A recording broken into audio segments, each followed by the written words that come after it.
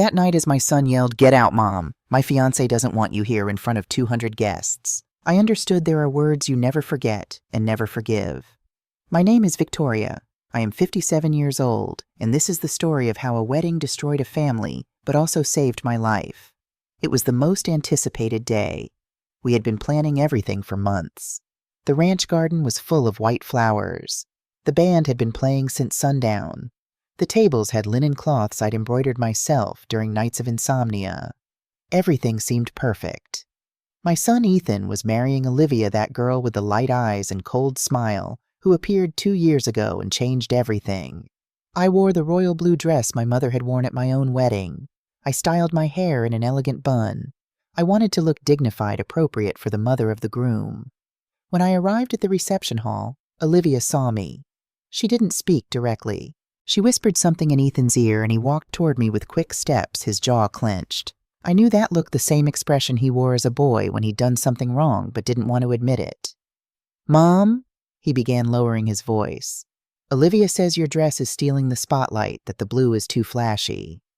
I felt a punch to my chest, but took a deep breath. "It's fine, son. I'll change if you want. I brought another dress in the car." "No, Mom." His voice turned harsh. "It's better if you leave." "What?" The word escaped as barely a whisper. "Olivia is very nervous. She says your presence makes her tense, that you've always judged her." The hall was full. Music played. Guests talked oblivious to what was happening just 10 feet from the head table. "Ethan, I'm your mother. I organized this wedding. I paid for half of all this." His eyes darkened. "And you think that gives you the right to ruin my wife's day?" he yelled. The hall went silent. All eyes fell on us. Then he said it loud and clear in front of everyone. "Get out, Mom. My fiancé doesn't want you here." I felt something break inside me. I didn't cry. I didn't yell. I just nodded my head, picked up my purse, and walked toward the exit. No one stopped me. No one followed me. The silence trailed behind me like a shadow as 200 pairs of eyes watched the mother of the groom leave her son's wedding. I got in my car and drove back to the ranch. The keys hung on my neck, as always those keys my father left me before he died, along with the land, the house, the legacy of 4 generations. The same keys Ethan had wanted ever since he got engaged to Olivia. I reached home, took off the blue dress, and folded it carefully into the cedar chest where my mother's things rested. My hands didn't tremble. My eyes remained dry. There's a certain kind of pain that goes beyond tears, a hollowness that echoes in your bones rather than breaking through your voice. Dignity doesn't need justification. And silence is an absence. Silence is a choice. Silence is strength dressed in satin. I didn't sleep that night. I sat on the porch in my robe watching the stars over the same hills where my great-grandfather had built this ranch with nothing but determination and raw hands. The same stars that had witnessed 4 generations of my family build something from nothing. The same stars that would now witness how I would protect it. When the phone rang the next morning and I saw Ethan's name on the screen, I knew everything was about to change. I took a deep breath and answered. "Mom, can you come to the ranch? We need to talk." I hung up without answering. The ranch. This was the ranch. This house, this land, $3.5 million of prime agricultural real estate that had been in my family for generations. This was the ranch. But in Ethan's mind, it was already his. In Olivia's mind, it was already theirs. I sat in the kitchen with a cup of coffee, the same French roast I used to make when Ethan was a boy, and woke up early to help me with the horses. That's how it was before. Before Olivia, my son and I were a team. After his father died 15 years ago, it was just the 2 of us and the ranch. We learned to survive together. Ethan was 12 when I became a widow. He was a quiet boy with big hands and sad eyes who tried to be the man of the house too soon. "Mom, I can fix the fence," he would say, carrying tools heavier than his small frame could manage. "No, my love, you're still a child." "Not anymore, Mom. I'm the man of the house now." And he tried. God knows he tried. We grew up on this land together. He learned to herd cattle, repair tractors, negotiate with suppliers when I couldn't find the strength. He hugged me through nights when I cried when I missed his father so much I felt I couldn't breathe. "Everything will be all right, Mom. I promise." He kept that promise. He became a man here within these adobe walls under the oak trees my grandfather planted. When he finished college in the city, he came back. "Mom, my place is here with you on the ranch." Those words had made me so happy. We worked side by side. I kept the accounts. He managed the livestock. In the evenings, we'd sit on the porch, watching the sunset, sharing coffee and conversation. "You know, Mom," he'd say, "one day my kids will grow up here just like I did. They'll run through these same yards, learn to ride the same horses." "I hope so, my love. I hope you find a woman who loves this land as much as we do." He would smile. "I will. I promise you." But promises, like wedding vows, sometimes break against reality's sharp edges. He met Olivia in a downtown New York bar during a business meeting. She was a successful business administrator, modern, ambitious, sophisticated. She wore high heels and expensive perfumes. She talked about investments and returns. The first time he brought her to the ranch, I saw disappointment flash across her perfectly made-up face. "You live here?" she asked, looking at the old walls, the dark wood furniture, the black and white photographs of my grandparents. "We live here," Ethan corrected her. "It's beautiful, isn't it?" Olivia smiled, but her eyes said something else. From that day, everything changed. Ethan started coming home late. He stopped sitting with me on the porch. He talked about selling cattle, about modernizing, about turning the ranch into an event venue. "Mom, Olivia has good ideas. We could earn a lot of money." "This isn't a business, Ethan. It's our home." "It's both, Mom, and we have to be realistic." That word, realistic, he had never used it before. The ranch keys hung on my neck, the same ones my father handed to me before he died, with tears in his eyes. "Victoria, this land is your inheritance. Don't let anyone take it from you, not even your son." At the time, I didn't understand why he said that. Now I did. The phone rang again the next day. It was Ethan again. This time I answered. "Mom, please, I need the ranch keys." His voice sounded different, colder, as if reading from a script someone else had written. "What do you need them for, Ethan?" Silence on the other end. I heard voices in the background. A woman's voice. Olivia. "Olivia and I want to make some changes. Modernize a little. Maybe remodel the main living room. Change the old furniture." My heart constricted. "Those pieces of furniture were made by your great-grandfather with his own hands." "Mom, please don't start. Yesterday was enough drama." "Drama?" My voice cracked slightly. "You threw me out of your wedding, and I'm the dramatic one. You decided to wear that dress knowing that was your grandmother's dress, the same one she wore when she married your grandfather on this same ranch you now want to remodel." Another silence. Longer, heavier. "Mom, things change. Traditions change. Olivia is right. We can't live in the past." Olivia is right. Those 3 words that had begun to define my son since the day he met her. I looked out the kitchen window at the land stretching before me, 200 acres of history, of sweat, of love. The orchard my grandfather planted. The barn my father rebuilt after the fire of '78. The small cemetery where 4 generations of our family rested. "The keys stay with me, Ethan. This is my home. It's my inheritance," he countered, his voice rising. "Dad would have wanted—" "Your father," I interrupted, my voice steady as steel, "wanted this ranch to remain in the family, not to be turned into a resort or sold to the highest bidder." I could almost hear Olivia whispering in the background, coaching his responses. "We'll see about that," he finally said before hanging up. I placed the phone down gently. People often mistake gentleness for weakness. They mistake quietness for acceptance. They forget that the most dangerous animals in nature are often the ones you never hear coming. 3 days later, a certified letter arrived. I recognized the law firm's name on the envelope, Wesson, Tate & Palmer, one of the most expensive in the county. My hands remained steady as I opened it.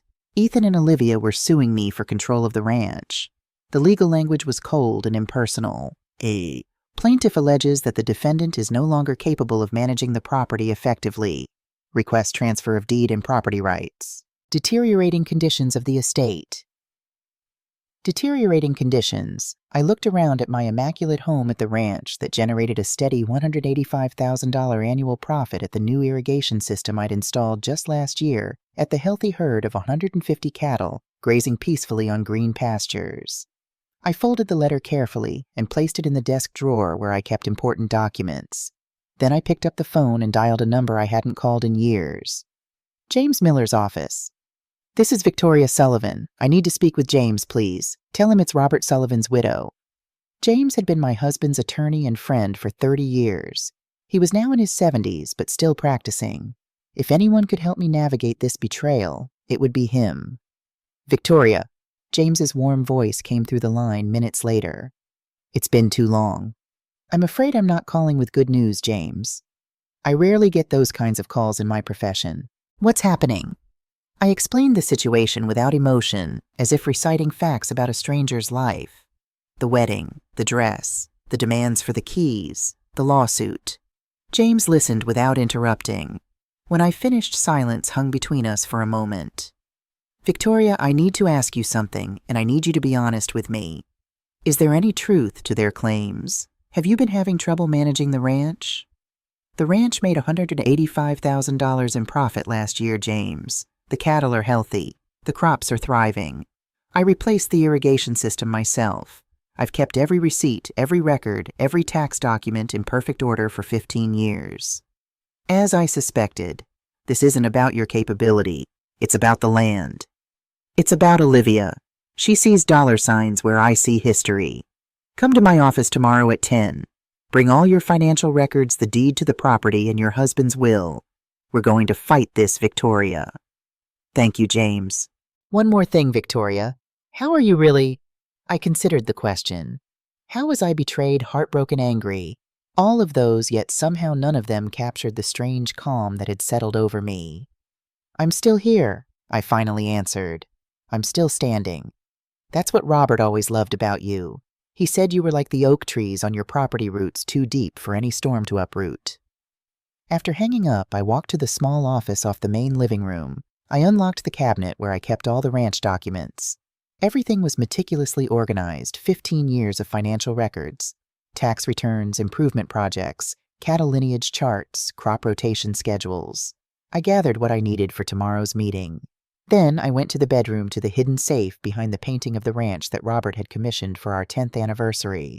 Inside were our most precious documents, our marriage certificate, Robert's will, the original deed to the property dated 1892, and something else Ethan didn't know about.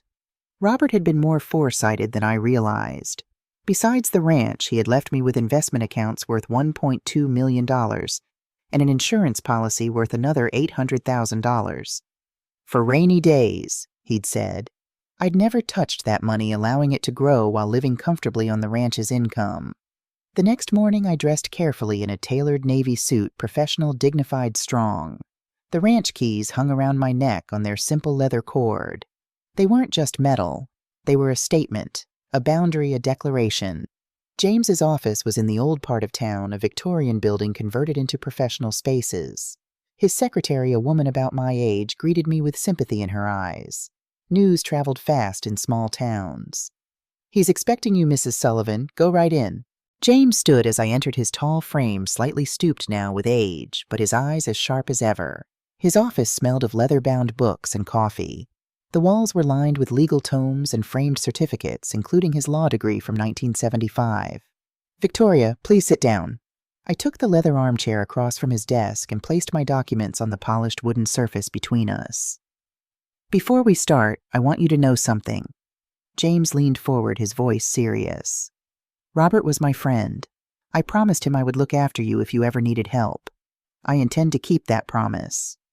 Thank you, James. I appreciate that. Now let's look at what we're dealing with. For the next 2 hours, we went through every document, the original deed, Robert's will, which clearly left the ranch to me in perpetuity with the expectation but not the obligation that it would pass to our son Ethan upon her death or at her discretion. The financial records showing my careful and successful management. The tax returns demonstrating consistent profits. Their case has no legal merit, James concluded. They're trying to intimidate you, hoping you'll give in rather than fight. They don't know me very well then. No, they don't. James smiled slightly. But there's something else you should know. I made some calls this morning. Olivia has been reaching out to Horizon Development Group.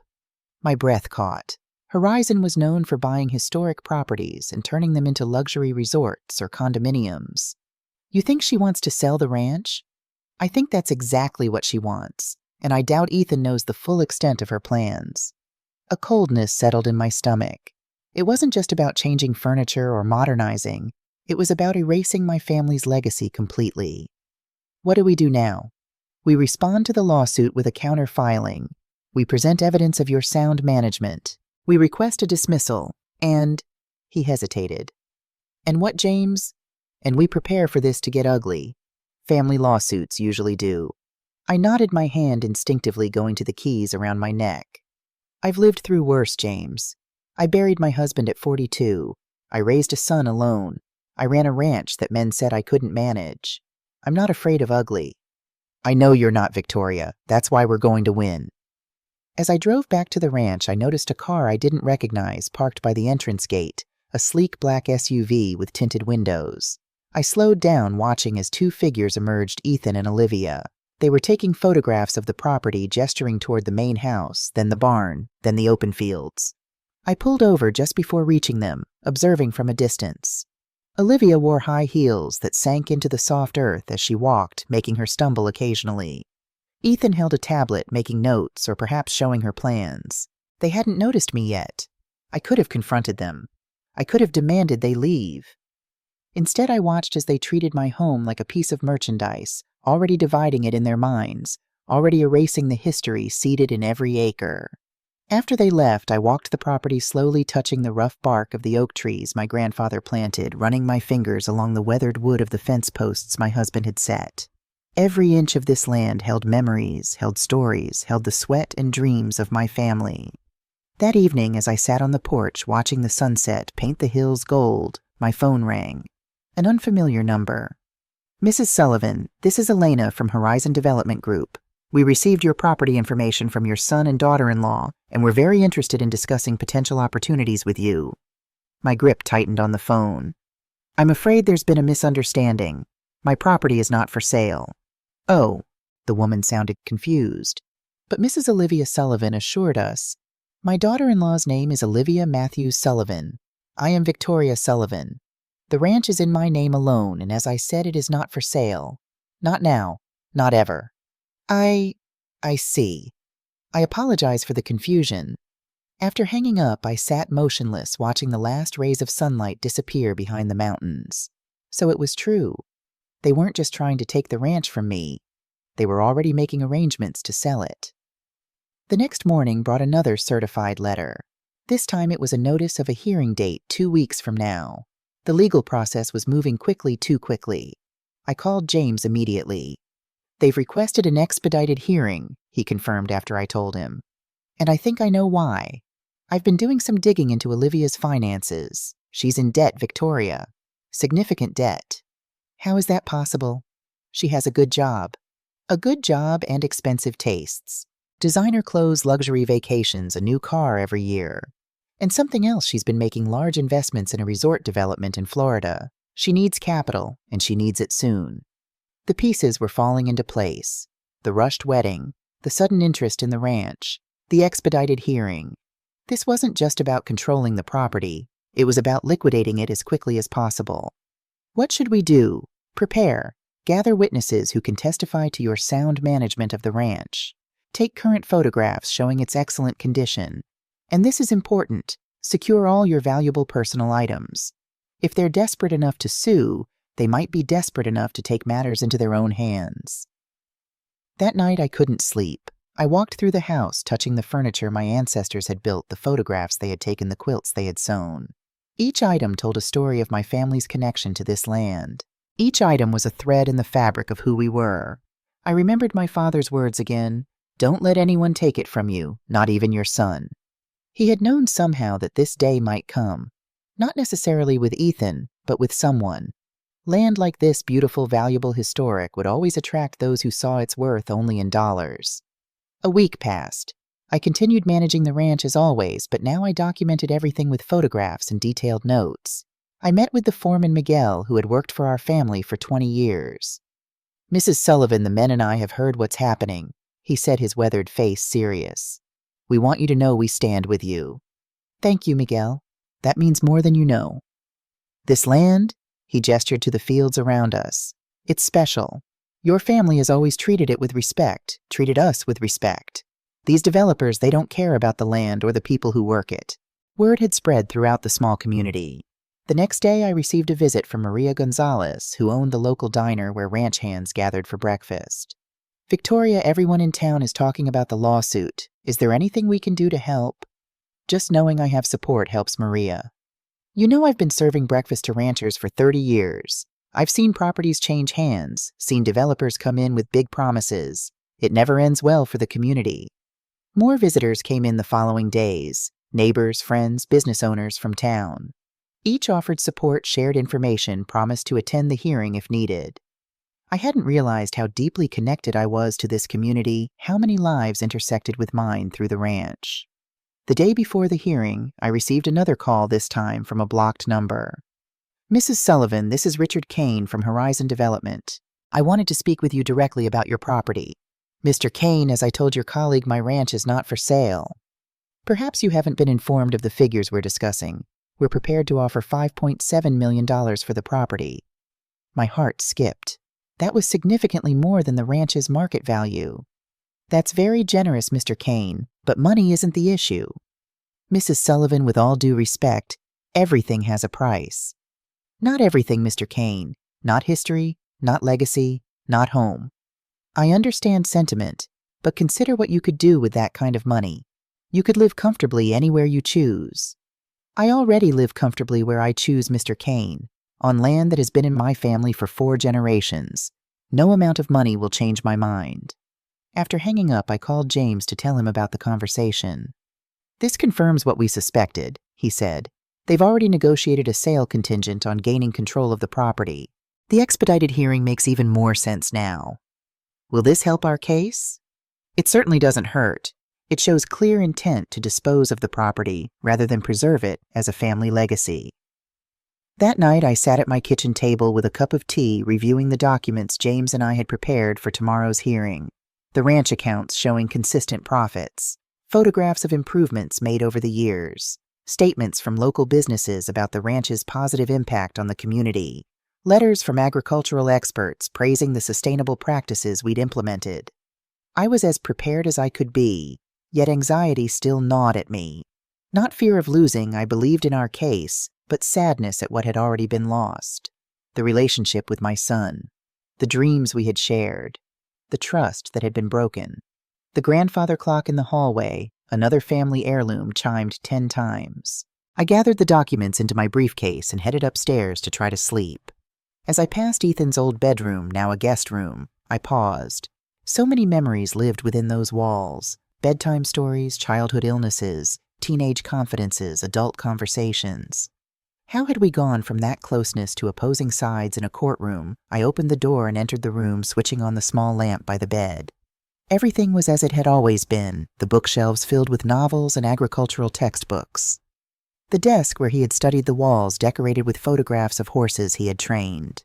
I sat on the edge of the bed, running my hand over the quilt my mother had made for him when he was born.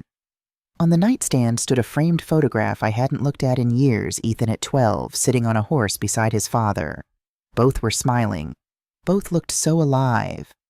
Robert had been gone 15 years now. Would he recognize the man our son had become? I picked up the photograph, studying my husband's face. Strong, kind, principled. "What would you do, Robert?" I whispered to the silent image. "How would you handle this?" I already knew the answer. Robert would stand his ground not out of stubbornness but out of principle. He would fight for what was right, for what had been entrusted to him. He would protect our legacy. As I replaced the photograph, I noticed something tucked behind the frame, an envelope yellowed with age. I pulled it out carefully. My name was written on it in Robert's handwriting. With trembling fingers, I opened the envelope.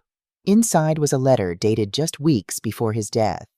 I began to read, "My dearest Victoria, if you're reading this, it means you found yourself in a difficult position regarding the ranch.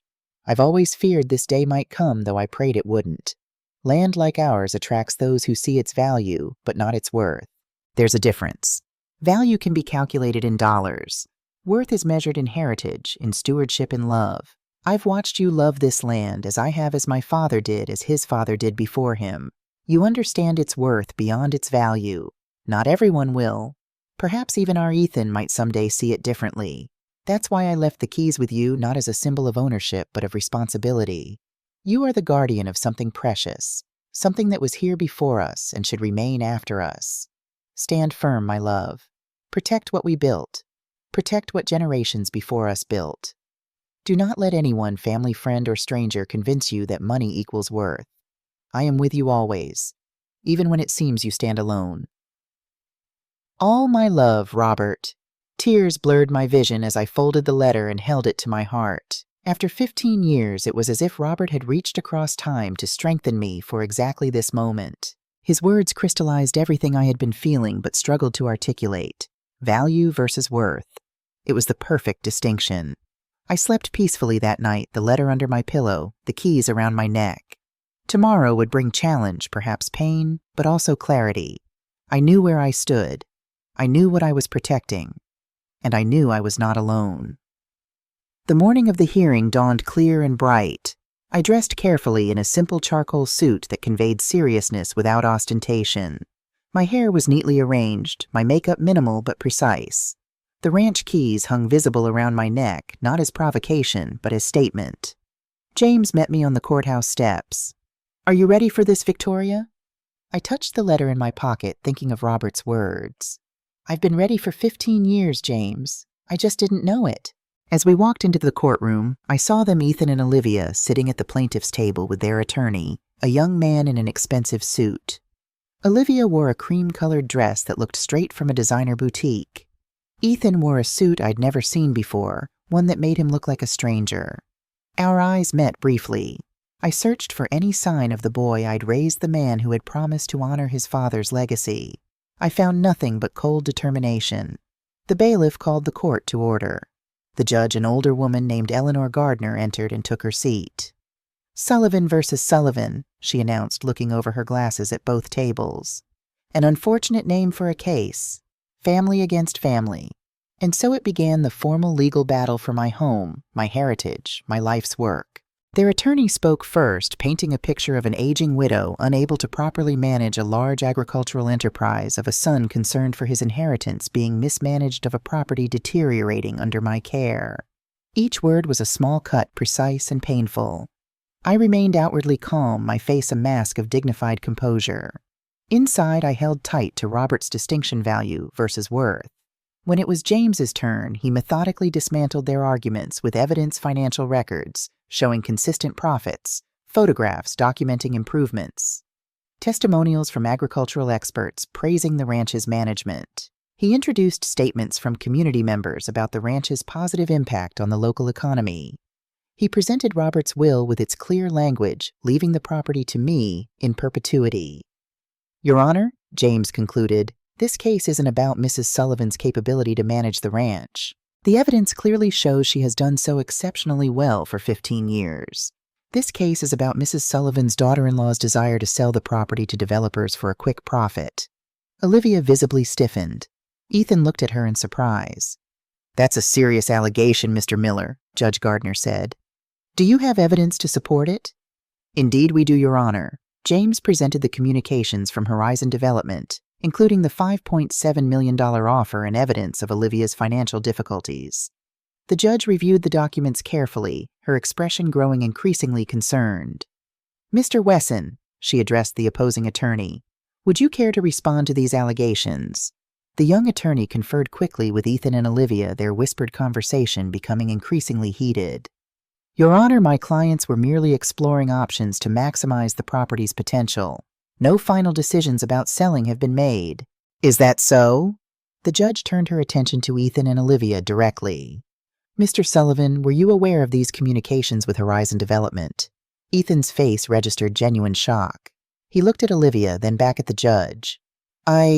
We discussed modernizing the property, possibly developing parts of it, but I wasn't aware of any specific offers or negotiations." Olivia's perfectly manicured nails dug into the table's edge. "We were just exploring possibilities," she insisted, her voice tight. "That's what responsible property owners do." "Except," Judge Gardner noted dryly, "you are not yet the property owners, are you, Mrs. Sullivan? That is, in fact, the very matter before this court." By the time I was called to testify, the momentum had shifted palpably. I took my seat, placed my hand on the Bible, and swore to tell the truth. "Mrs. Sullivan," James began, Could you please tell the court about your management of the ranch since your husband's death? I spoke clearly and confidently about the challenges and successes of the past 15 years, the drought we'd weathered by implementing new irrigation systems, the market fluctuations we'd survived through diversification, the sustainable practices we'd adopted that had actually increased profitability.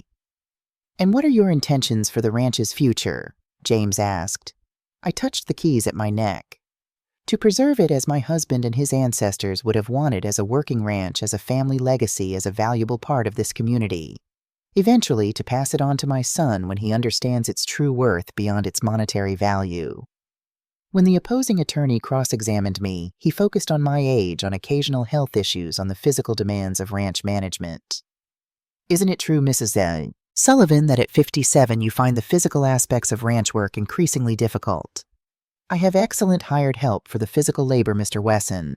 My role has always been management, accounting, and decision-making areas where experience is an asset, not a liability." "And wouldn't you agree that modernizing the property could increase its profitability?" "Modernizing equipment and methods, certainly. We do that continuously.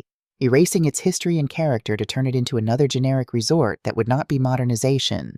That would be desecration." The word hung in the air. Desecration. Strong, uncompromising, true. Judge Gardner called a brief recess before making her ruling. As people filed out of the courtroom, I remained seated, gathering my strength for whatever came next. I noticed Ethan and Olivia in heated conversation in the corner. He looked increasingly agitated, she increasingly defensive. When court resumed, Judge Gardner wasted no time. "Having reviewed the evidence presented by both parties, I find the plaintiff's claims of mismanagement to be without merit. Mrs. Victoria Sullivan has demonstrated sound and successful stewardship of the property in question. Furthermore, the evidence suggests strongly that the motivation behind this suit is not preservation of a family legacy, but conversion of the property to cash through immediate sale." She looked directly at Ethan and Olivia. "This court will not be party to such a transparent attempt to circumvent proper inheritance processes. The petition is denied." Relief washed over me like a cool rain after drought. James squeezed my hand under the table. "Additionally," Judge Gardner continued, "I am placing a temporary injunction preventing any sale or substantial alteration of the property without this court's approval should similar attempts arise in the future. This case is dismissed." With a bang of her gavel, it was over. We had won. Outside the courthouse, reporters from the local paper gathered, having heard about the case. I declined to comment, preferring dignity over vindication. As James and I walked down the steps, I saw Ethan and Olivia emerge, still arguing. She stormed off toward their car without noticing me. Ethan stood alone, looking lost. Our eyes met across the distance. For a moment, I saw something flicker in his expression, regret perhaps, or recognition of what he had nearly destroyed. Then Olivia called his name sharply, and he turned away, following her. "It's not over," James warned quietly as we watched them leave. "People like Olivia don't give up easily when money is involved." "I know," I replied, my hand going to the keys around my neck. "But neither do I when family is involved." James Miller's office felt like stepping back in time. Leather-bound law books lined oak shelves that reached the ceiling, while certificates from another era hung in simple wooden frames. I sat across from him in a chair that had probably held worried clients for 40 years, the leather worn smooth by thousands of anxious hands before mine. The oak desk between us gleamed under the soft lamplight, reflecting the determined expression on James's weathered face. Victoria winning the first round was important, but this is far from over. James leaned forward, resting his forearms on an open folder containing court documents. "Judge Gardner's injunction buys us time, but people who want money this badly rarely give up after one defeat." My fingers instinctively found the ranch keys hanging around my neck. "What's our next step?" "Documentation and vigilance. I've already filed the judge's injunction with the county recorder. No one can sell that property without triggering alerts, but legal protections are only as strong as the people enforcing them." Outside the window, autumn painted the small town in shades of amber and gold. The courthouse clock tower was visible from James's office, a reminder that time moves forward regardless of personal battles. 3 weeks had passed since the hearing, 3 weeks of uneasy silence from Ethan and Olivia. I haven't heard from them since that day. Not a word, not a message. James nodded, unsurprised. "They're regrouping, planning. Olivia is not someone who accepts defeat gracefully. My contact at the bank mentioned she's been making inquiries about loans using future inheritance as collateral. Can she do that? No legitimate bank would approve such a loan, but there are less reputable lenders who might, especially if she's misrepresenting her position. The thought of my family legacy being used as collateral for shady loans made my stomach tighten. I should have seen this coming, James. I watched her manipulate Ethan for 2 years and did nothing. Don't blame yourself. Love, or what people mistake for love, can blind even the most clear-eyed among us. James closed the folder and leaned back in his chair. I've taken the liberty of hiring a private investigator to look into Olivia's background and current activities. We need to understand who we're dealing with. A sharp knock interrupted us. James's secretary opened the door just enough to slip her head through. I'm sorry to interrupt, but there's a Miguel Hernandez here asking to see Mrs. Sullivan. He says it's urgent. Miguel, my ranch foreman for 20 years, stood in the reception area, his weathered hat in his hands, concern etched across his face. When he saw me, relief flashed in his eyes. Mrs. Sullivan, thank God. I've been trying to call you. I realized I'd left my phone in the car. What's happened, Miguel? There are people at the ranch, a woman from the county assessor's office and 2 men taking photographs measuring. They said they had permission. James was already reaching for his coat. They most certainly do not have permission. Let's go. The drive back to the ranch took 15 minutes that felt like hours. As we turned onto the long gravel driveway, I saw an unfamiliar car parked near the barn, a sleek government vehicle with county markings. 3 figures moved around the property, one taking notes, the others measuring distances with professional equipment. James parked directly behind their vehicle, effectively blocking their exit. Stay calm but firm, he advised as we got out. Miguel pulled up in his truck behind us, creating a wall of vehicles. The woman noticed us first, mid-40s professionally dressed, clipboard in hand. Her official ID badge read County Assessor's Office, Sarah Jenkins. She approached with practiced confidence that faltered slightly when she noticed James's stern expression. Mrs. Sullivan, I presume, we're just conducting a routine property assessment. Your son arranged it. My son has no authority to arrange anything on this property, I replied, my voice level despite the anger building inside me. And there is nothing routine about what you're doing. James stepped forward, offering his business card. James Miller, attorney for Victoria Sullivan in this property. You are trespassing on private land. Whatever authorization you believe you have is invalid. The woman examined his card, her professional demeanor cracking slightly. We received official documentation requesting an updated assessment for potential rezoning application. Everything seemed in order. May I see this documentation? She hesitated, then retrieved a folder from her car. The document inside bore Ethan's signature alongside Olivia's with a notary seal that looked legitimate to my untrained eye. James scanned it quickly. This is fraudulent. The property owner is standing right here and she has given no consent. Furthermore, there is a court injunction preventing any attempts to alter or sell this property without judicial approval. He pulled out his phone. I'm calling Sheriff Martinez now unless you'd prefer to leave immediately. The woman's face paled. There must be some misunderstanding. We'll go. Within minutes, the county vehicle was disappearing down the driveway, leaving behind only tire tracks in the gravel and a heavy sense of violation. Miguel removed his hat, running a weathered hand through his silver-streaked hair. Mrs. Sullivan, there's something else you should know. They were especially interested in the north pasture, taking soil samples and marking boundaries. The north pasture, 200 acres of the most fertile land on the property with the best water access.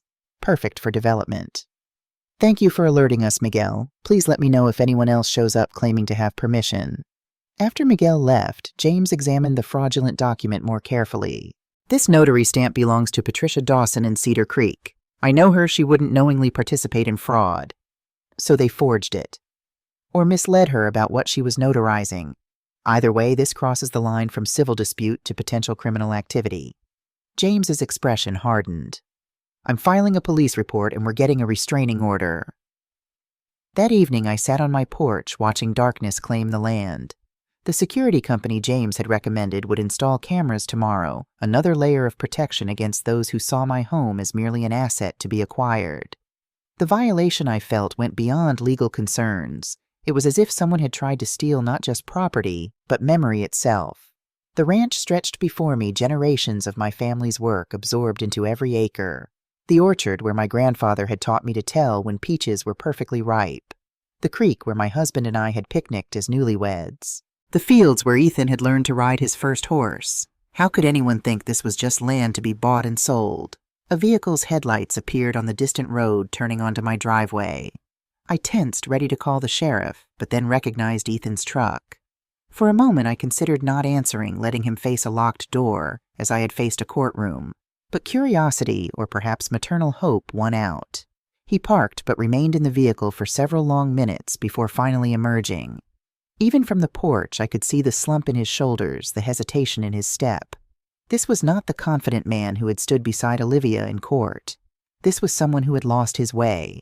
I waited, saying nothing as he climbed the porch steps. The sound of his boots on the wooden planks echoed like memories, the same sound I'd heard thousands of times throughout his childhood and early adulthood. "Mom," he began, his voice hoarse. "I didn't know about the assessors. I swear." I studied his face in the porch light, the dark circles under his eyes, the tension in his jaw. "But you signed the document authorizing them." He looked genuinely confused. "What document? The county assessor showed me papers with your signature requesting property assessment for rezoning." Ethan's face drained of color. "I never signed anything like that. I've barely been home this week. I've been staying at the office late, sleeping on the couch there." He ran a hand through his disheveled hair. "Olivia and I, things aren't good right now." I gestured to the empty chair beside me, an invitation he hesitantly accepted. For several minutes we sat in silence, the night sounds of the ranch crickets, distant cattle, the ancient windmills creaking, filling the space between us. "I found something," Ethan finally said, his voice barely above a whisper. "On Olivia's laptop. Email exchanges with Horizon Development going back 8 months long before we were even engaged. She's been planning this from the beginning. The revelation should have angered me, but instead I felt a profound sadness. Not for myself, but for my son whose trust had been so thoroughly betrayed. What was in the emails? Details about the ranch photographs she must have taken during visits, discussions about turning it into a luxury resort. They talked about me too, about how she was making progress with getting me on board. His voice cracked. There was a commission structure for her $285,000 if the sale went through at their target price. The amount hung in the air between us, the price Olivia had placed on Ethan's integrity, on our relationship, on generations of family history. When I confronted her, she didn't even deny it. She said I was being naive, that this place is a gold mine, we're wasting on sentimentality. She actually seemed proud of her plan, like I should be impressed by her business acumen. Ethan's hands were shaking now. I walked out. I've been sleeping at the office for 3 nights. I wanted to comfort him, to tell him everything would be all right. But false reassurance helps no one. What happens now is your choice, Ethan. I don't know what to do. I've been such a fool. His voice was hollow, empty of the confidence Olivia had carefully cultivated in him. I betrayed you. Betrayed Dad's memory. Betrayed everything I was raised to value. All because I was so easy to manipulate. The night air carried the scent of approaching rain. In the distance, lightning flickered silently, illuminating the mountains that had watched over our family for generations. "Do you know what your father used to say about mistakes?" I asked quietly. Ethan looked up, eyes glistening in the porch light. "He said that in ranching, there are no mistakes, only expensive lessons. The question isn't whether you'll make them, but whether you'll learn from them." A small, sad smile touched his lips. "I remember. He said that after I left the gate open and we spent 3 days rounding up cattle. This is a more expensive lesson than a few wayward cattle, but the principle remains the same." Ethan's phone buzzed insistently in his pocket. He glanced at it, grimaced, and silenced it without answering. "That's the 12th call from Olivia today. She's threatening to come here to fix things between us." "What do you want, Ethan? Not what Olivia wants, not what I want. What do you want?" He stared out at the darkened ranch, the question settling on him like a physical weight. "I want to remember who I was before I met her. I want to feel like myself again." The simple honesty in his voice reached something deep within me, a mother's recognition of her child finding his way back from a dark place. But reconciliation requires more than words. "Then it's time to make some difficult decisions. James is filing a police report about the fraudulent document. If you didn't sign it, someone forged your signature." The implications hung between us. Ethan closed his eyes, briefly absorbing what this meant. "I'll testify if needed. I'll do whatever it takes to make this right." As if on cue, headlights appeared on the driveway, sleek, expensive, moving too fast for the gravel road. Olivia's BMW skidded to a stop beside Ethan's truck, and she emerged like a storm designer heels entirely impractical for ranch life, face contorted with fury visible even in the dim light. "So this is where you've been hiding," her voice carried across the yard sharp as broken glass. "Crying to mommy while ignoring my calls." Ethan stood, his posture straightening as if preparing for battle. "Go home, Olivia. We have nothing to discuss tonight." "Nothing to discuss. You walk out on me, ignore my calls for days, and we have nothing to discuss." She was climbing the porch steps now, each footfall an accusation. "And you?" She turned her gaze on me. "I bet you're loving this, turning him against me." I remained seated, refusing to match her energy or volume. "Ethan is a grown man capable of making his own decisions. Perhaps you should ask yourself why those decisions no longer align with your plans." Her laugh was brittle, theatrical. "Oh, that's rich. The wise old matriarch dispensing advice.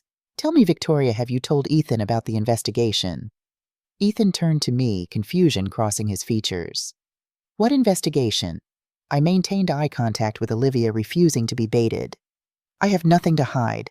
Really, not even the environmental survey from 2019 that found concerning levels of agricultural runoff in the creek that crosses this property, the one that could trigger EPA fines of up to $10,000 per day if reported."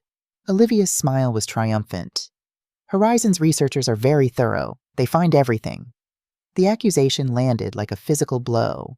There had indeed been a survey after particularly heavy spring rains, but we had addressed the issues immediately, implementing new containment systems that had been approved by county officials. The matter was resolved, documented, closed. "If you had read past the first page of that report," I replied evenly, "you would know that all remediation requirements were met within 30 days with follow-up testing showing no remaining concerns. The case was closed with no fines assessed." Olivia's confident expression faltered slightly, but she recovered quickly. "That's not what Horizon's lawyers think. They believe there's enough there to force a sale under environmental liability concerns." Ethan stepped between us. "Enough, Olivia. I've seen the emails. I know everything, the commission structure, how long you've been planning this, how you've been reporting on your progress with me to Horizon's developers. It's over." Her eyes widened, then narrowed calculatingly. "Don't be dramatic.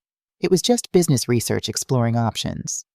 You called me your primary obstacle in one email. You discussed strategies for managing my attachment to the property. You recommended they offer me a position managing the resort's horseback riding program as a consolation that would appeal to his vanity." Each revelation landed like a hammer blow. Was any of it real, Olivia?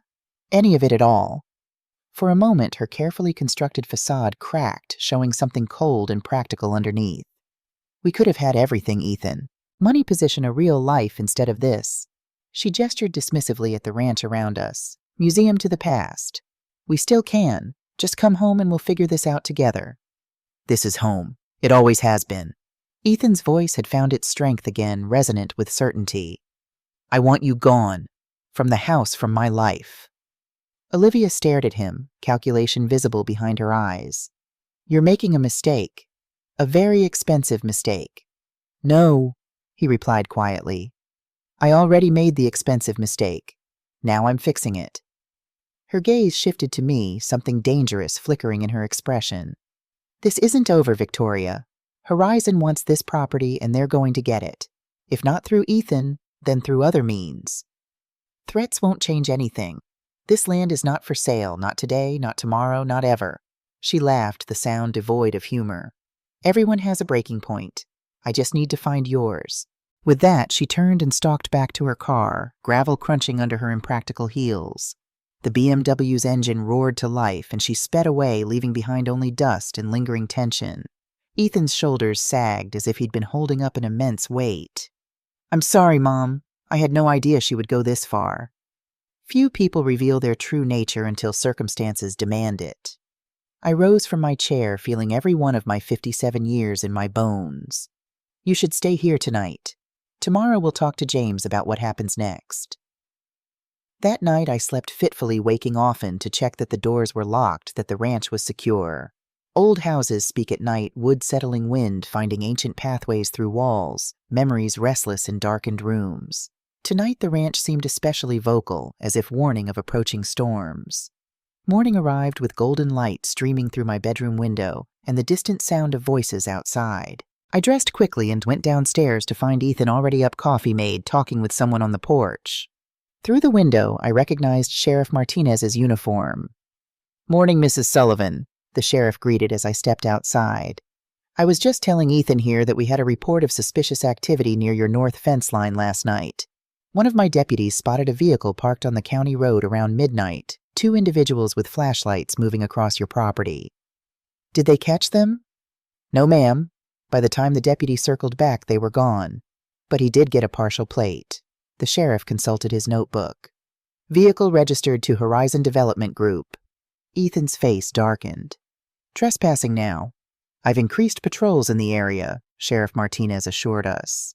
"And I'll file this report alongside the one about the fraudulent documents. It's building a pattern of harassment that will strengthen any legal action you decide to take." After the sheriff left, Ethan and I sat at the kitchen table with our coffee, the morning sun casting long shadows across the worn wooden floor. "I need to go to the house today, get my things," Ethan said, staring into his mug. "I'm filing for divorce." The words hung in the air, final and irrevocable. Despite everything, I felt a pang of sadness for what might have been the daughter-in-law I'd hoped for, the grandchildren I'd imagined running through these same rooms. "Where will you stay?" "I thought I might use the old foreman's cabin if that's all right, just until I figure things out." The cabin, a small but sturdy structure near the west pasture, had been vacant since Miguel moved into town with his wife 3 years ago. "Of course, it needs some cleaning, but the roof is sound." A tentative knock at the back door interrupted us. Maria Gonzalez, owner of the local diner and unofficial town information center, stood on the steps with a foil-covered dish in her hands. "Good morning, Victoria, Ethan. I brought breakfast casserole." Maria stepped inside, placing the dish on the counter. "And information. That woman Olivia was at the diner last night meeting with 2 men in expensive suits. They were looking at maps of the area, talking about water rights and access roads." Ethan's expression hardened. "Did you hear any specifics?" "They mentioned something about mineral rights and subsurface surveys. One man said the old regulations wouldn't be a problem much longer, that they had people in the county office who could expedite approvals." Maria's eyes reflected genuine concern. Whatever they're planning, they believe they can bypass normal channels. After Maria left, Ethan and I called James, relaying the new information about trespassers and the meeting Maria had witnessed. "This changes our approach," James said, his voice crackling through the speakerphone. "We need to be proactive, not just defensive. I'm filing for an emergency hearing to expand the injunction, and I'm contacting the state attorney general's office about potential corruption in the county government." Later that morning, Ethan left to collect his belongings from the house he had shared with Olivia. I spent the day with Miguel inspecting fences and checking cattle, trying to maintain normalcy despite the growing storm around us. The security company arrived to install cameras at key points around the property: the driveway, the barn, the north pasture boundary. As evening approached, I found myself drawn to Robert's study, a room I'd preserved exactly as he left it 15 years ago. His books lined the shelves, his favorite leather chair still held the impression of his form, and his desk remained organized according to his precise system. I ran my fingers over the smooth wood surface, remembering how he would sit here in the evenings, managing the ranch's business affairs while I graded papers from my teaching job. In the bottom drawer, locked with a small key I kept with the ranch keys around my neck, lay Robert's journal, leather-bound, filled with his neat handwriting. I hadn't read it since his death, respecting his privacy even in absence. But tonight I felt drawn to his words, seeking guidance from the man who had known this land, and me better than anyone. I unlocked the drawer and lifted out the journal, the leather warm and smooth in my hands. Opening to a random page from 2 years before his death, I found an entry that made my breath catch. "Received another offer today, corporate buyers looking to develop the North Ridge into vacation properties. Good money, more than we'd make in 10 years of cattle. Turned them down flat. Victoria understands, even though the extra money would make things easier for us for Ethan's college. Some things aren't measured in dollars. Some legacies can't be sold without selling a piece of your soul along with them."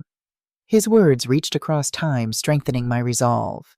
Robert had faced similar pressures, similar temptations, and had held firm. I would do no less. The sound of tires on gravel announced Ethan's return. Through the window, I watched him unload boxes from his truck into the foreman's cabin, his movements efficient but heavy with emotion. The security company had finished their installation, and the ranch was now ringed with invisible electronic sentinels, watching, recording, protecting. That night, sleep came easier despite the circumstances. There was comfort in knowing Ethan was on the property again, in feeling that we were united against whatever came next. The ranch itself seemed to settle around us, generations of Sullivans standing guard in memory and spirit. Morning arrived with rain pattering against the windows and the smell of wet earth rising from the land. I made coffee and was about to call Ethan when my phone rang. James Miller, his voice urgent. "Victoria, are you watching the news?" I wasn't, but quickly turned on the small television in the kitchen, tuning to the local station. The screen showed Olivia standing beside a man in an expensive suit, both under umbrellas outside the county office building.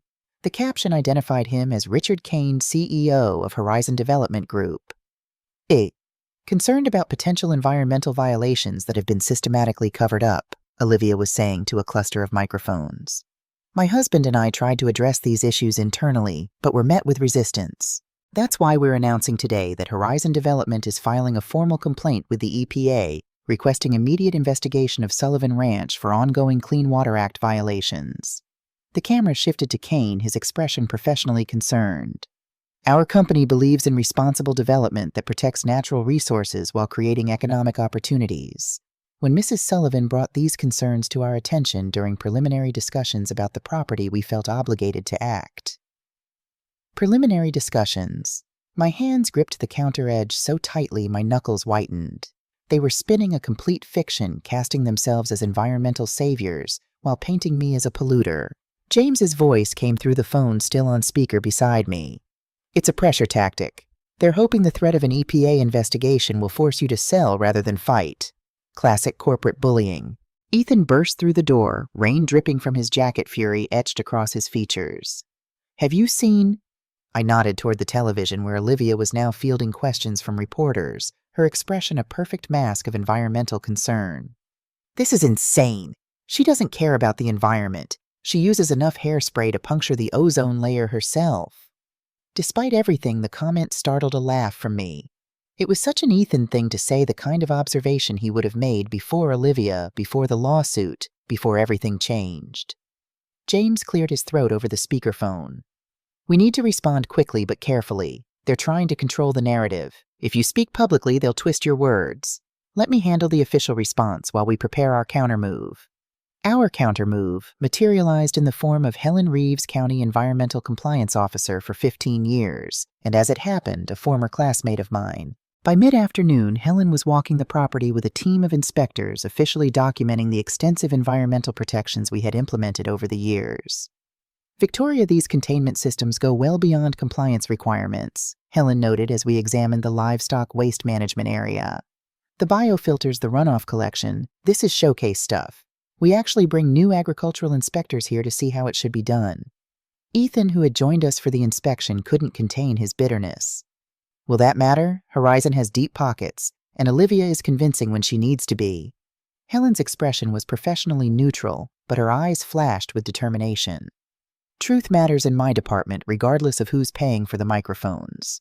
I'll have my official report filed by tomorrow morning.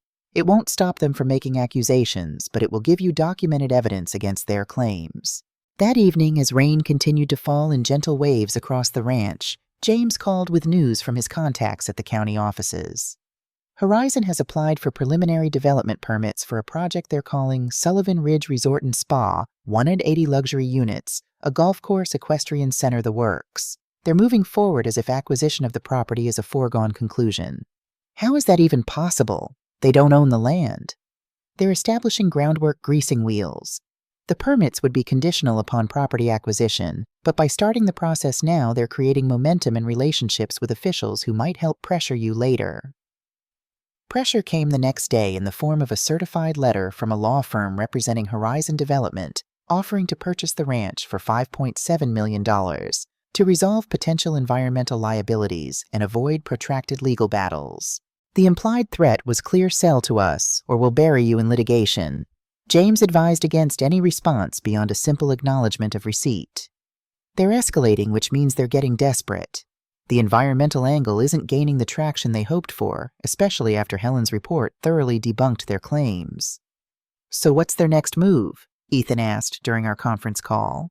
If I were them, I'd look for new angles of attack. Financial pressure, perhaps, or something more personal. James sighed, the sound heavy with experience. People like this don't give up easily when millions are at stake. 3 days later, Ethan was served with divorce papers that included claims to his interest in Sullivan Ranch as part of the settlement.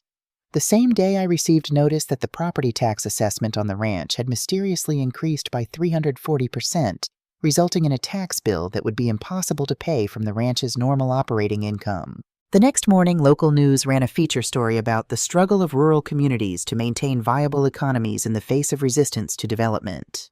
Horizons Kane was quoted extensively framing opponents of development as selfish obstructionists, denying economic opportunities to struggling local businesses. By afternoon, my phone was ringing with calls from townspeople asking if it was true I was blocking jobs by refusing to sell.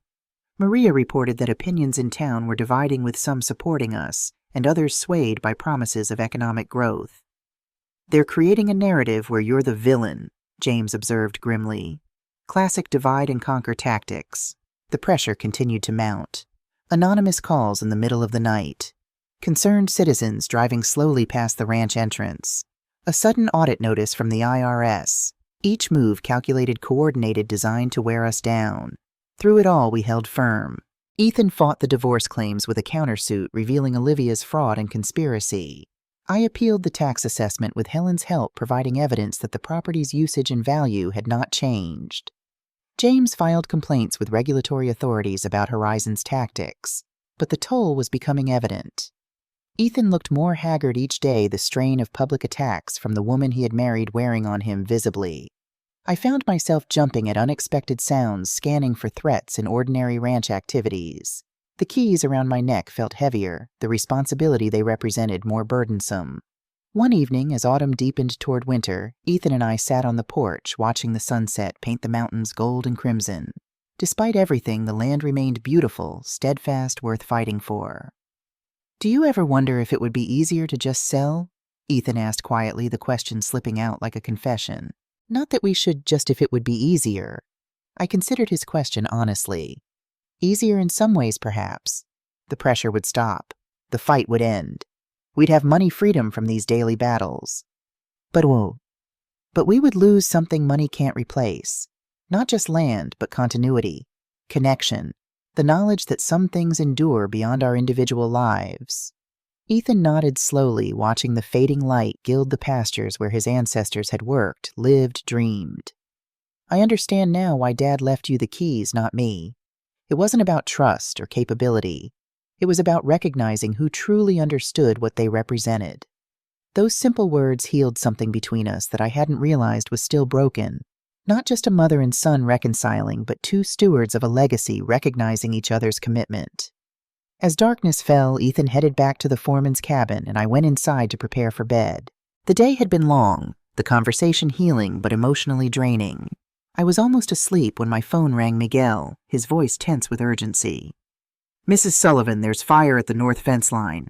I was driving home and saw the flames. I've called the fire department, but it's spreading fast with the wind." I was already pulling on clothes, heart pounding. "Wake Ethan, I'll meet you there." Outside, the night sky glowed orange toward the north pasture. I grabbed the emergency fire kit from the barn and drove my truck across the property headlights, illuminating the growing cloud of smoke ahead.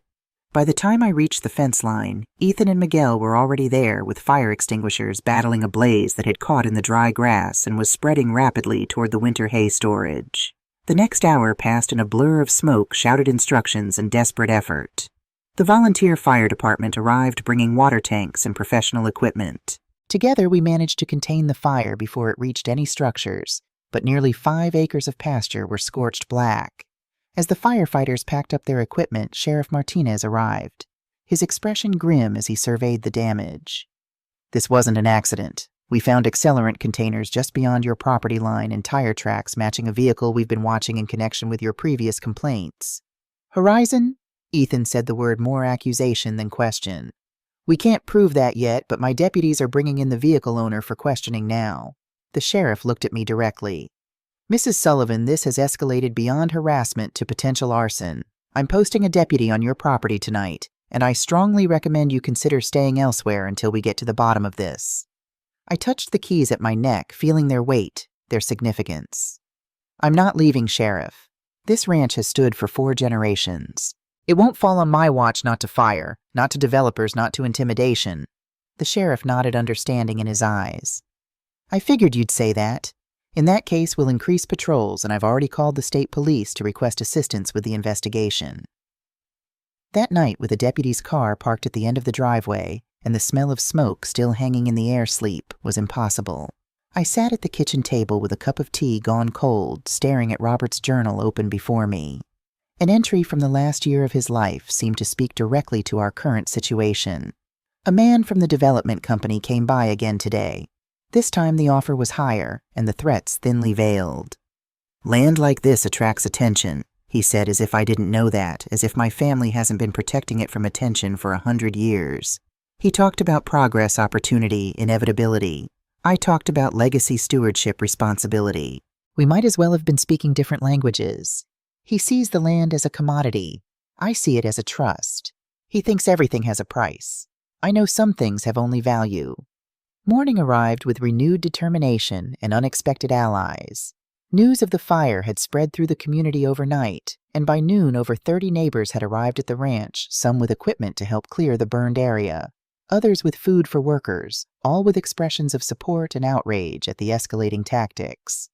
Maria Gonzalez organized an impromptu meeting at her diner that evening, where community members voiced growing concerns about Horizon's methods and promises.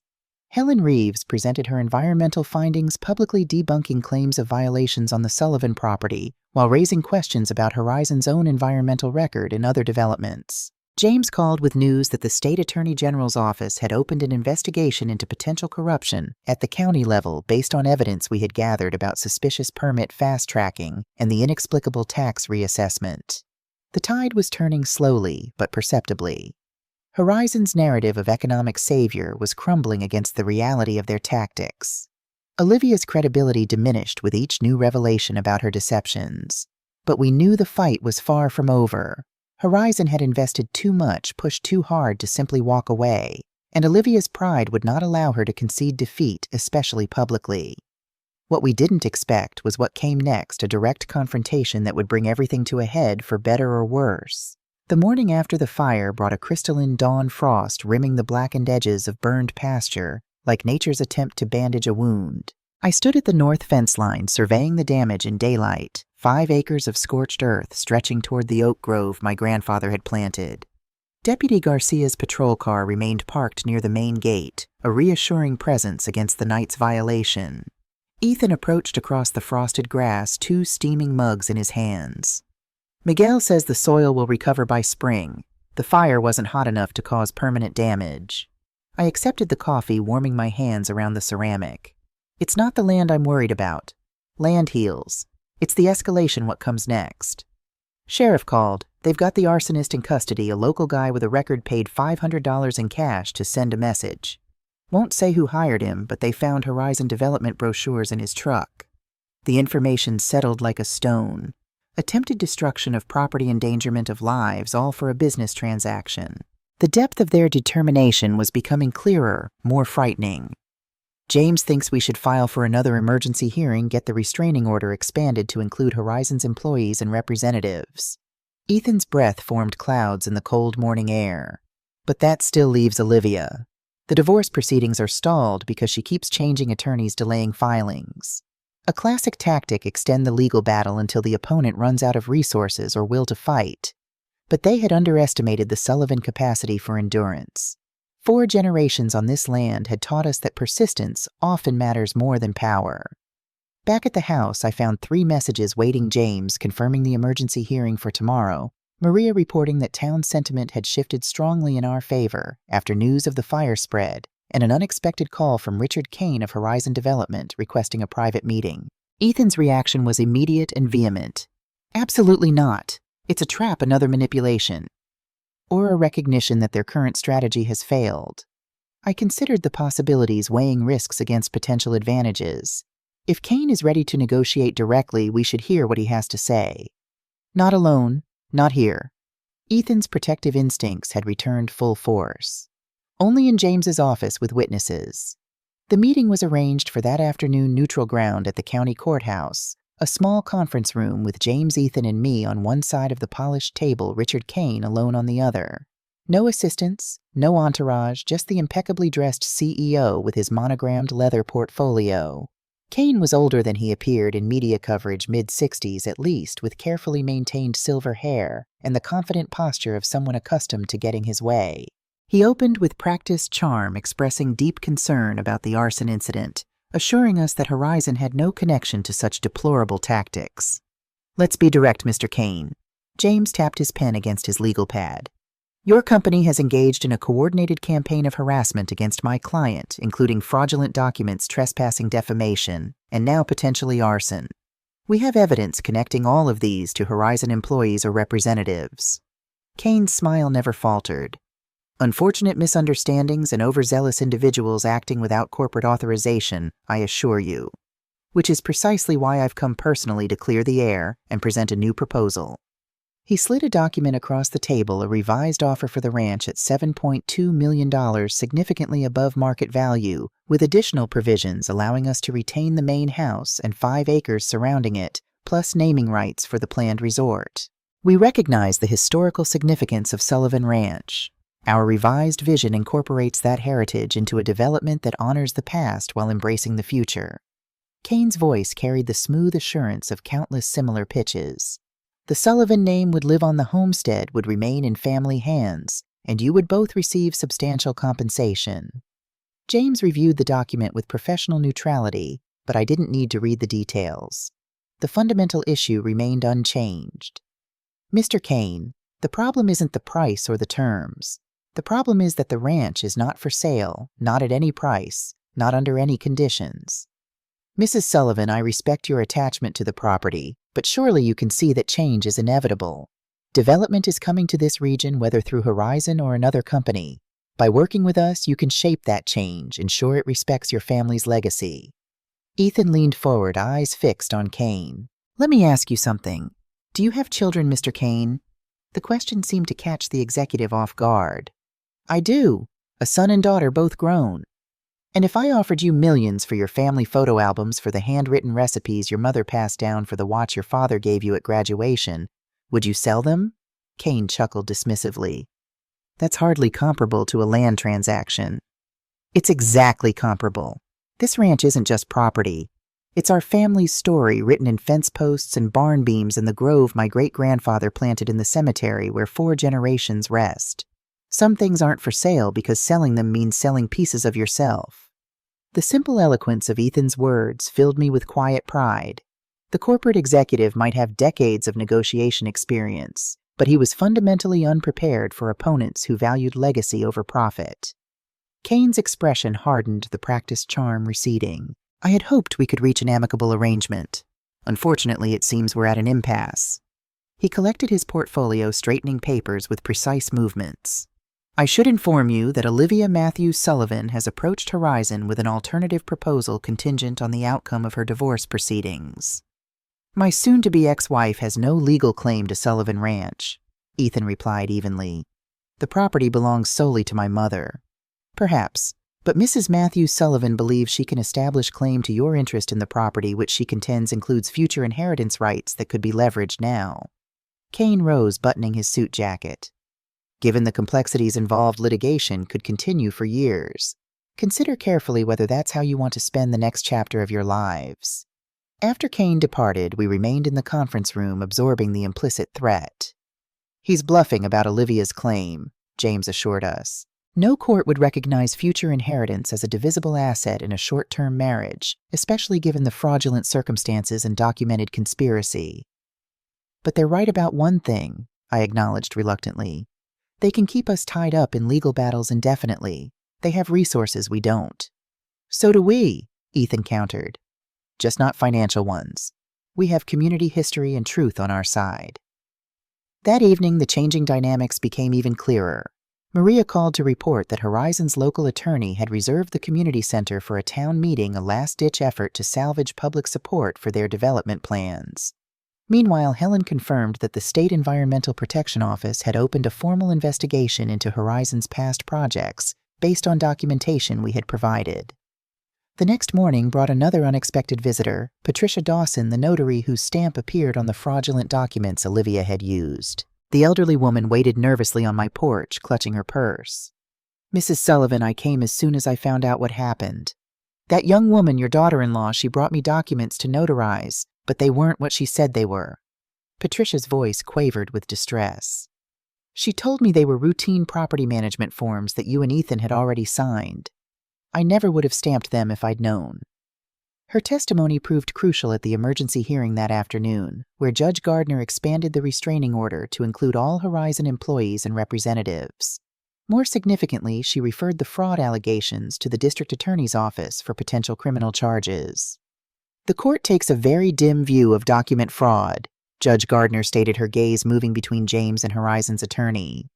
"Even dimmer when combined with what appears to be a coordinated campaign of harassment and intimidation. Should these allegations prove true, there will be serious consequences beyond civil penalties." The courtroom victory bolstered our resolve, but heightened the stakes. That night, as if sensing the shifting momentum, Olivia made her most dramatic move yet. She arrived at the ranch near midnight, bypassing the security gate through a maintenance access road few people knew existed. The motion-activated cameras captured her approach to the main house, purposeful, determined, carrying something in her hand. Deputy Garcia, still maintaining his watch near the main entrance, spotted the security alert on his patrol car's computer and responded immediately. His body cam recorded the confrontation on the porch. Olivia, startled by his appearance, dropping a small canister of gasoline and attempting to flee. By morning, news of Olivia's arrest for attempted arson had spread throughout the county. James called with reports that Horizon's stock had dropped 7 points on the news, their board of directors calling an emergency meeting to discuss recent reputational challenges in the Sullivan Ridge development. "They're going to cut her loose," James predicted. "Corporate entities like Horizon survive by distancing themselves from liability when plans go south. They'll claim she was acting independently against company policy." His prediction proved accurate. By afternoon, Horizon had issued a statement expressing shock and dismay at Olivia Matthews Sullivan's actions, categorically denying any corporate involvement in illegal activities and announcing they were re-evaluating their development plans for the region. The statement concluded with a carefully worded paragraph that effectively ended their pursuit of our property. While Horizon Development Group continues to believe in sustainable growth opportunities for rural communities, we recognize that development must proceed with community support and through ethical business practices. We are suspending the Sullivan Ridge project indefinitely while we conduct a thorough internal review. It should have felt like victory, but I knew better than to confuse retreat with surrender. Corporations like Horizon might change tactics, but rarely abandoned profitable objectives entirely. And Olivia, now facing serious criminal charges, had nothing left to lose.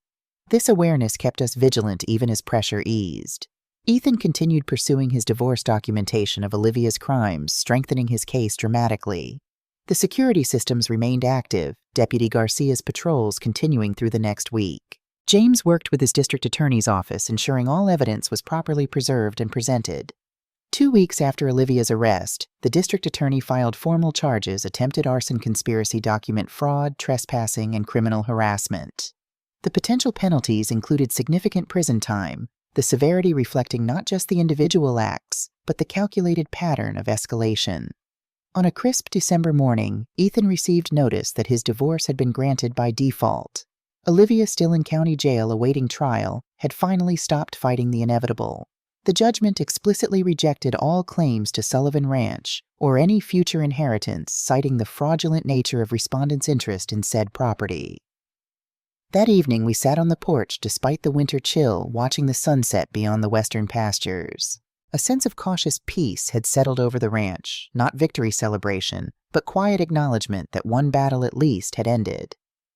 "What do you think happens now?" Ethan's breath fogged in the cold air. With Horizon backing off and Olivia facing charges, is it really over? I touched the keys at my neck, their familiar weight a reminder of continuity through challenge. This particular fight, perhaps, but the land will always attract those who see its value without understanding its worth. Our job isn't to win one battle, it's to maintain vigilance across generations. The words echoed Robert's journal entry connecting past wisdom to present purpose. Ethan nodded slowly, recognition in his eyes. We sat in companionable silence as darkness gathered, the first stars appearing above the mountains that had witnessed a century of Sullivan resilience. Spring arrived with renewal appropriate to the season, green shoots emerging from the scorched north pasture calves wobbling alongside their mothers in the east field and fresh paint on the barn that had weathered another winter. The legal proceedings against Olivia continued, a distant storm on the horizon of our lives, but no longer the center of daily concern. Ethan had settled into the rhythm of ranch life again, his time in the foreman's cabin extending indefinitely as he rediscovered the person he'd been before Olivia's influence. The divorce had finalized without further contest, Olivia's legal resources diverted entirely to her criminal defense. On a warm April morning, as we reviewed breeding records for the season's cattle program, Miguel knocked on the office door with news, a visitor waiting in the driveway, a woman asking specifically for me. I found her standing beside a modest sedan, dressed simply but well, her posture suggesting both confidence and nervousness. When she turned, I recognized her immediately from news coverage of Horizon's other developments, Elizabeth Kane, Richard's daughter, and the company's chief operating officer. "Mrs. Sullivan," she began, extending her hand. "Thank you for seeing me without an appointment. I hoped we might speak privately." We walked to the garden bench beneath the old apple tree, its blossoms filling the air with sweet fragrance and memory. Robert had proposed to me under this same tree 40 years earlier, stammering through heartfelt words while spring bloomed around us.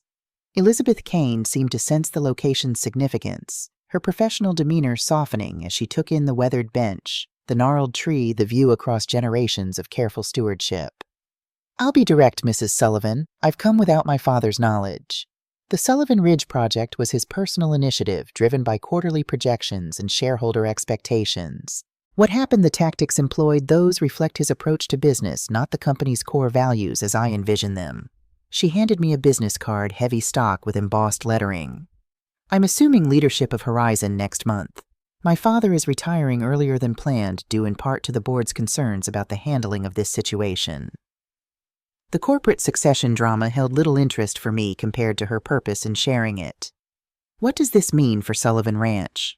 "It means Horizon Development Group is formally and permanently withdrawing any interest in acquiring your property. No current plans, no future reconsideration." Elizabeth's direct gaze held genuine sincerity. "Furthermore, I've instructed our legal team to cooperate fully with authorities investigating any illegal actions connected to our previous pursuit of the property." The announcement should have brought uncomplicated relief, but experience had taught me to look for contingencies. Why tell me this in person? A formal letter would have sufficed. Because a letter couldn't convey what I needed to say next.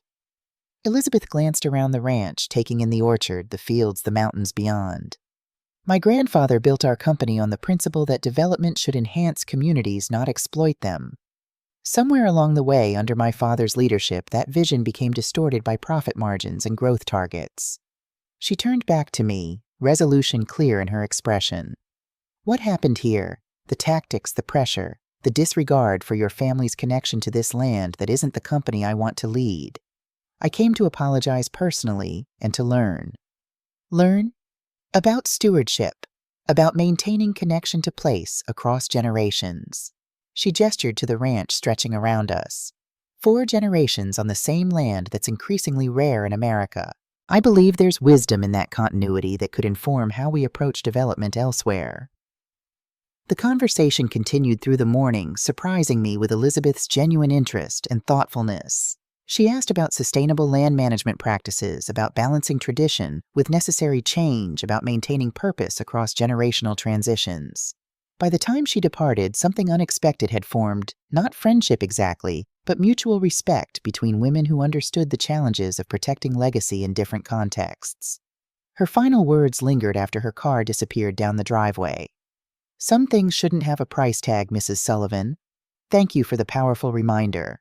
The criminal case against Olivia concluded in early summer with a plea agreement, 3 years in state prison, followed by 5 years probation restitution for damages, and a permanent restraining order prohibiting any contact with me, Ethan, or anyone associated with Sullivan Ranch. The terms reflected both the seriousness of her crimes and the district attorney's pragmatic recognition that prosecuting a complex conspiracy case would require significant resources. James assured us the outcome delivered appropriate consequences while allowing everyone to move forward. Ethan received the news with quiet reflection rather than satisfaction. I keep thinking about when we first met, how charming and intelligent she seemed. Was any of it real? Or was I just a means to an end from the beginning? Perhaps both, I suggested gently. People are rarely entirely false or wholly genuine. She may have seen qualities in you she genuinely appreciated even while calculating how those same qualities could serve her purposes. I'm not sure if that makes it better or worse. Ethan gazed across the summer green pastures where cattle grazed peacefully. Either way, I've learned to look deeper to question charm when it comes without substance behind it. The hard-earned wisdom in his voice carried echoes of Robert, the same measured assessment of human nature, neither cynical nor naive. In those moments, I could see the man Ethan was becoming through this crucible of betrayal and recovery. July brought unexpected news that rippled through the community. Richard Kane had suffered a serious heart attack, his condition complicated by previously undiagnosed health issues. Elizabeth, already transitioning into leadership at Horizon, now faced personal challenges alongside professional ones. After consideration, I sent a simple note expressing sympathy and offering support if needed. The gesture wasn't calculated, just human acknowledgement that adversaries need not remain enemies when circumstances change. Her response arrived a week later, a handwritten letter thanking me for the unexpected kindness and sharing something I hadn't known. Her father had grown up on a small farm in Nebraska, lost to bank foreclosure during the agricultural crisis of the 1980s. His aggressive pursuit of land development had roots in that childhood trauma, a complex psychology of reclaiming what had been taken. The revelation didn't excuse his tactics, but offered perspective that somehow made the whole difficult chapter easier to close. Human motivations rarely fit into simple categories of good and evil. Even those who cause harm often act from wounds of their own. By August, life at Sullivan Ranch had found its rhythm again. The security cameras remained prudent protection rather than necessary defense. Ethan divided his time between ranch operations and a part-time position with the County Agricultural Extension Office, sharing sustainable practices with other local farmers. I maintained my daily routines, accounting in the morning, property inspections after lunch, correspondence and planning in the afternoon. The weight of the keys around my neck felt balanced now, a responsibility shared with Ethan as he re-engaged with the legacy he had nearly lost. On a golden late summer afternoon, a familiar truck appeared on the driveway, Sheriff Martinez, now a regular visitor bringing updates on Olivia's case and checking on our well-being. But today he carried something unexpected, a large manila envelope. This arrived at the department addressed to Ethan Sullivan, care of the sheriff's office. He handed over the package with curious concern. Return address is a law firm in Dallas, Texas. Given everything that's happened, I thought I'd deliver it personally. Ethan opened the envelope carefully, half expecting another legal challenge. Inside, he found documents from a family court in Dallas County, Texas, along with a brief letter that caused him to sit down abruptly, color draining from his face. "Ethan, what is it?" He handed me the letter, his hands trembling slightly. The communication, written in formal legal language, informed Ethan that Olivia Matthews Sullivan had given birth to a son 4 months earlier while awaiting trial. DNA testing confirmed Ethan's paternity. Olivia had relinquished all parental rights as part of her plea agreement, and the child currently in foster care was available for Ethan to claim custody if he chose. If he declined, adoption proceedings would begin immediately, as several families had already expressed interest. The attached photograph showed a tiny infant with Ethan's eyes and chin swaddled in a hospital blanket, oblivious to the complicated circumstances of his existence. Sheriff Martinez tactfully excused himself, promising to return the next day for Ethan's response to the court. We sat in stunned silence after his departure, the afternoon sun streaming through windows that had witnessed 4 generations of Sullivan joy and sorrow. "I have a son." Ethan's voice held wonder, fear, and determination in equal measure. "I have a son, and he's alone in the world except for me." The realization settled over us both, this unexpected life, innocent of his mother's crimes, connected to our family by unbreakable biological reality. "What will you do?" I asked quietly, though I already knew the answer from the resolution forming in Ethan's expression. "I'm going to Dallas tomorrow. I'm bringing him home." He looked up uncertainty beneath his determination. If that's all right with you. The question touched my heart, my son asking permission to bring his child to the ranch that had nurtured generations. This is where he belongs, Ethan. This has always been a place for Sullivans to grow. We spent the evening making plans, practical considerations, emerging through emotional waves. The foreman's cabin would need renovation for a nursery. We would need childcare arrangements, baby supplies, medical records. Ethan would require paternity leave from his extension office position. Each logistical detail helped anchor the emotional magnitude of this turning point. By morning, Ethan had a flight booked to Dallas, and I had compiled a shopping list of essential items for an infant's arrival. Sheriff Martinez returned as promised, bringing necessary documentation for Ethan's custody claim and offering assistance with expediting the process through his law enforcement connections. The community network that had supported us through conflict now mobilized for celebration, Maria organizing meal deliveries for the busy weeks ahead, Miguel and his wife gathering gently used baby furniture they no longer needed. 3 days later, I stood on the porch watching Ethan's truck return from the airport, knowing that inside was the newest Sullivan, the 5th generation to come home to this land. The late afternoon sun gilded everything in gentle light, the barn, the fields, the mountains beyond, as if nature itself was welcoming this unexpected renewal. Ethan emerged from the truck carefully cradling a small bundle, his face transformed by a mixture of terror and joy that every new parent recognizes. He climbed the porch steps slowly, as if carrying the most fragile treasure in existence. "Mom, meet Robert Sullivan." He tilted the bundle gently, revealing a sleeping infant with a shock of dark hair and perfectly formed features. Named for his grandfather. The name chosen without prompting a bridge between generations brought tears to my eyes. I touched the tiny hand, marveling at miniature fingers that curled reflexively around my own, establishing connection without awareness.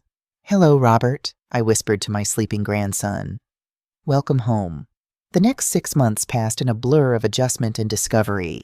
Ethan proved a dedicated, if sometimes overwhelmed, father, approaching parenthood with the same quiet determination he brought to ranch work. The foreman's cabin transformed into a proper home filled with evidence of the small life flourishing within toys scattered across once empty floors. A rocking chair positioned to catch morning sunlight, photographs documenting each milestone. Robert grew rapidly, developing Ethan's curious temperament, and to my constant delight, Robert Sr.'s infectious laugh. At 4 months old, he began reaching for the ranch keys whenever I held him, tiny fingers fascinated by their shape and sound. Olivia made no attempt to contact us from prison, her ambitions apparently recalibrated by consequences. According to James's sources, she had enrolled in business courses offered through the correctional facility, focusing on legitimate entrepreneurship skills for her eventual release. Winter settled over the ranch with quiet beauty, snow blanketing pastures, icicles forming on the barn eaves, smoke curling from chimneys against gray skies. Inside, warmth gathered in both temperature and spirit as we established new traditions incorporating Robert's presence. On a clear December evening, Ethan brought the baby to the main house for dinner, a regular ritual that maintained our connection despite separate households. Robert, now 6 months old, babbled happily in his carrier, reaching for everything within sight. "I received a letter today," Ethan mentioned as we prepared the meal together. "From Olivia." The name still carried emotional weight, though diminished by time and perspective. What did she want? To apologize supposedly, and to relinquish any future claims regarding Robert. Ethan diced vegetables with practiced efficiency, the skills of ranch life transferring seamlessly to domestic tasks. She included visitation requests for when he's older, but left the decision entirely to me. "And what will you decide?" Ethan glanced at his son contentedly chewing a soft toy. "I don't know yet. Part of me wants to protect him completely from her influence. Another part recognizes he might someday need to understand where he came from, even the complicated parts." "You have time," I reminded him gently. "Years before those questions arise." After dinner with Robert settled on a blanket surrounded by toys, Ethan brought up something I'd sensed was coming. "I've been thinking about the future. About the ranch, about making sure Robert grows up connected to this place the way I did." I nodded, encouraging him to continue. "James mentioned updating your will, establishing a clearer succession plan now that circumstances have changed." His hesitation reflected awareness of the sensitive territory mortality inheritance transitions none of us were ready to face but needed to address. "I've already spoken with him about it. I smiled at Ethan's surprised expression. The fire and everything that followed it clarified certain priorities. James is preparing documentation that ensures the ranch passes to you when the time comes, with specific provisions for Robert afterward. Relief softened Ethan's features. I wasn't sure how to raise the subject without seeming grasping opportunistic, I finished for him with gentle humor. You're nothing like Olivia, Ethan. Your concern is preserving legacy, not acquiring assets. I've never doubted that, even during our darkest moments. The conversation shifted to practical details, the trust structures James had recommended, the conditions designed to protect the property from future challenges, the balance between preserving tradition and allowing necessary adaptation. There's one specific provision I wanted to discuss with you, I explained. The ranch will transfer completely to you without restrictions, but with a contingency regarding Robert's inheritance. He'll receive full ownership only after demonstrating 10 consecutive years of responsible stewardship without attempting to sell or fundamentally alter the property's character.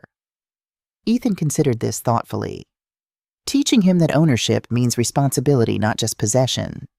Exactly. If he cannot or chooses not to meet those conditions, the property would transfer to a conservation trust that would maintain it according to guidelines we establish now.